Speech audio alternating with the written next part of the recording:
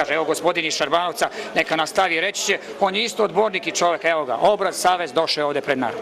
Eto, toliko, hvala. Šta očekujete da će lokalna uprava učiniti povodom ovog protesta? Pre svega dobar dan građanima Bora i okolnih seoskih mesnih zajednica. Velimir je Poranović, odbornik Vlaške stranke 100% Vla. Kada je 2000 godina došla demokratija u Srbiji, ja sam mislio da više nikad neću protestovati. Ja protestovao sam 17 godina na svim trgovima širom Srbije, jer sam ja bio 16 godina član Srpskog pokreta obnove.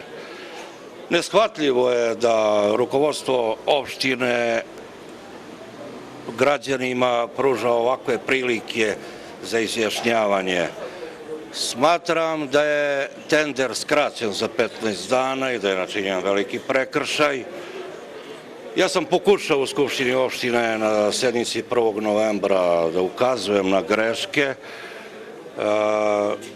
Vraćamo se 38 godina unazad. U Šarbanovcu na Timu, u čiji sam ja predstavnik, autobus prvi je došao pre 38 godina. U trećem milenijumu vratiti se na čeze, kočije i sve drugo stvarno je sramota.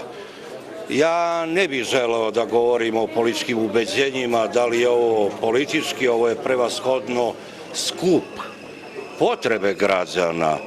Najmanje politike ovde ima.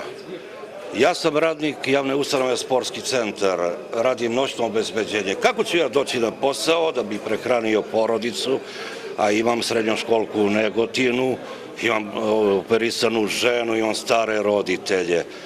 Smatram da ćemo istrajati u ovom i ostaćemo ovde do sudnjega dana. Hvala vam. Šta ćete preduzeti ako vaši zahtjevi ne budu ispunjeni?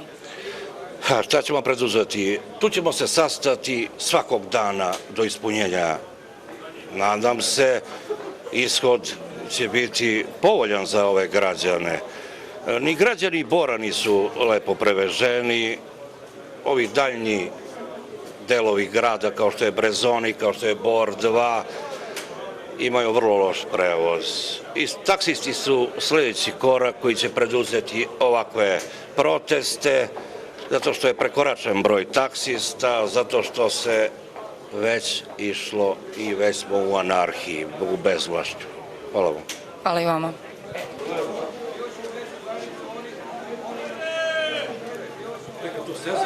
Da.